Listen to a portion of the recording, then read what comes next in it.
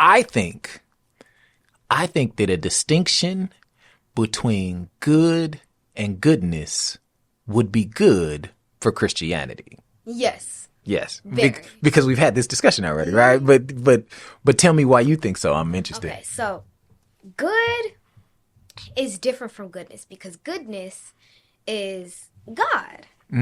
God is goodness because like God was shown as like everything pure, everything good. So therefore, if God is goodness and we try to do more goodness instead of good, we're trying to be more like God. And Right. that's what he wants. That's what he wants. designed for us. Yeah.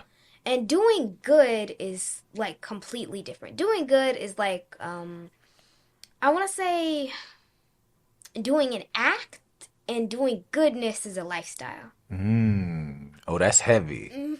That's heavy. I like that. Yeah. And that's true, right? That's true.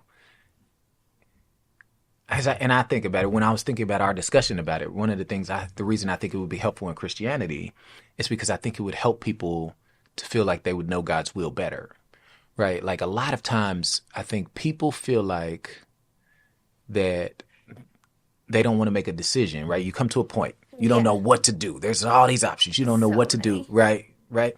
And so what people are usually afraid of is that they will do good or do what they think feels good, right? But not necessarily what God wants, right? That's what they think is going to happen, right? So then I say, well, if we get to that point where there's a bunch of decisions, don't do what feels good to you. Do what feels like goodness to you, right? And in that case, you'd feel like you could kind of choose easier, right? Yeah. Because it's like, oh, well, I'm not going to do it like what feels good. I'm going to do what feels like goodness, Yeah. right? And It's like good can be for yourself, but goodness is for yourself and everyone involved in everything. yeah, goodness it's the essence of good, right? And that's what that concept of abstraction, that's one we study a lot in philosophy. It's the take a thing and figure out what is its essence, right? So so I was saying, like, for instance, I said to my mother the other day, I said to her, I have a lot of joy, but I wish I had more fun. Yeah. Right?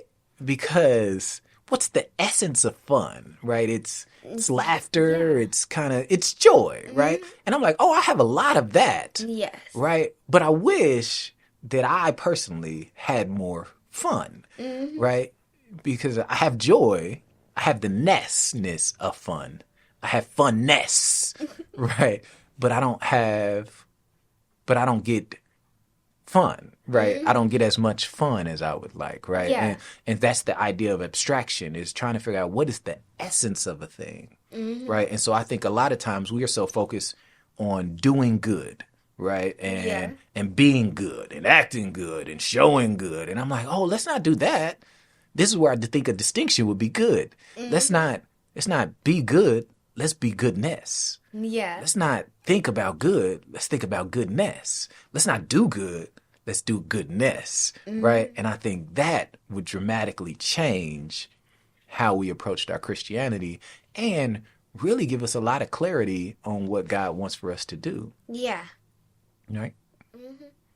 I think that would, because I agree with you. You have a lot of joy, and I see that like all the time, but you don't have a lot of fun, because it's like the difference between a picture and a painting.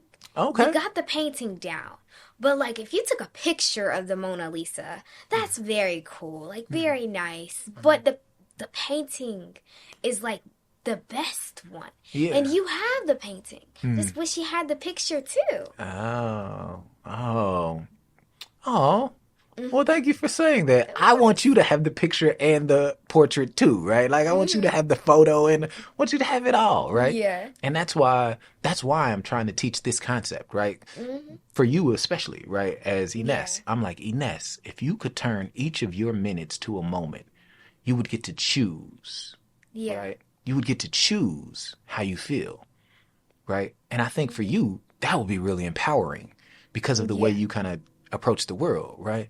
If you like, hey, each thing is going to be a moment, and in any moment, in any given moment, right, you get to choose, right? That's what's cool about a moment, right? If you're at a soccer game and somebody kicks a goal, you get to say, am I going to cheer? Am I going to be mad?